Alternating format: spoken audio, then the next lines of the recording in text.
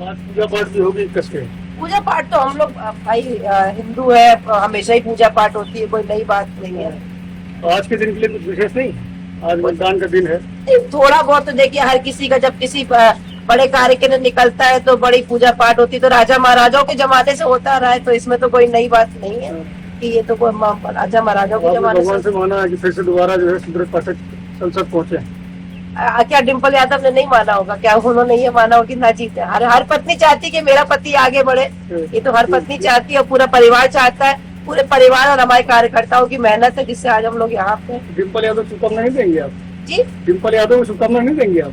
नहीं, उनको हर अपनी मेहनत पे हर कोई जा रहा है। उन जिन जो भगवान उसके कर्मों का फल देता है, हमने जितना कर्म किया वो भगवान हमने अपने हिस्से की मेहनत करी, उन्होंने अपने हिस्से की मेहनत करी, वो बाकी नतीजे भगवान के हाथ में है। चलिए, शुक्रिया। बहुत खुश है क्या सबसे बड़ी वजह है जो आपको लग रहा है कि आप इतना कॉन्फिडेंट? क्योंकि हम लोग मोदी की नीतियों के ऊपर गए हैं वोट मांगने।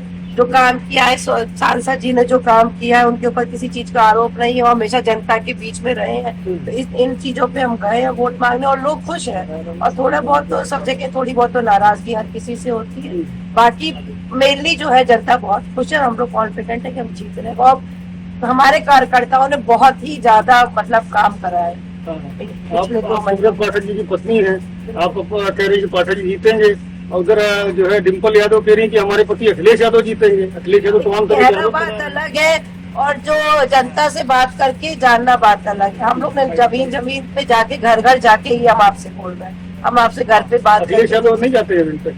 आप वो तो आप भी जानते हैं, उसमें हम तो कुछ कह नहीं सकते कितना जाते हैं। आजकल को कोई यहाँ पे मुसीबत आएगी तो पाठक जी कितनी देर में पहुंचेंगे और अखिलेश जी कितनी देर में पहुंचेंगे, आप खुद समझ सकते हैं। अखिलेश यादव कह रहे हैं कि पाठक जी के लोग जो है वो हमारे जो वोटर्स हैं उनको वोट डालने से रुकवा रहे हैं, सत्ता का दुरुपयोग कर रहे हैं। आपको लगता है ऐसा हो सकता है? वो भी मोदी योगी की सरकार में कोई किसी को वोट डालने से रोक सकता है? नहीं, देखो, बिल्कुल आप ये मान के चलिए कि देश की जनता एक बार फिर से देश के प्रधानमंत्री नरेंद्र मोदी जी को फिर प्रधानमंत्री चुनने जा रही है और मुझे साफ नीचे जमीन पर दिखाई पड़ा है।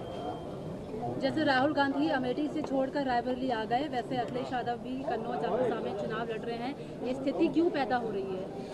नहीं, देखो, राहुल गांधी भाग खड़े हुए पूरे देश से कहते घूमते थे डरना नहीं, खुद डर गए चले गए, और अखिलेश जी तो चलो कम से कम डरते डरते सही आ तो गए लड़ने।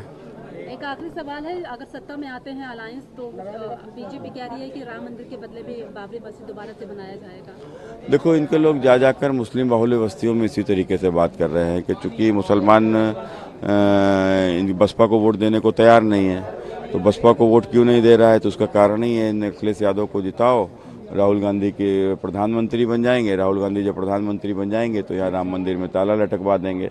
तो इस तरीके की एक बात कही गई है। और दूसरा, जो धर्म के नाम पर आरक्षण देना जो कांग्रेस का है, तो वो भी एक गोपनीय एजेंडा समाजवादी पार्टी का भी कहीं कहाँ रहा है। 79 का क्लेम कर रहे हैं, 79 सीटें जीतने वाले हैं 80 में से। वो अब उन्होंने कहा था 80-82 ना जीत जाए, भाई उनके लिए क्या हो, तो कुछ भी बोल सकते हैं, अपने स्वयंभू नेता है। कितना समझे आपका आज? पिछली बार 13,000 था। अब देखो, भारतीय जनता पार्टी का बड़ी विजय की ओर बढ़ रही है।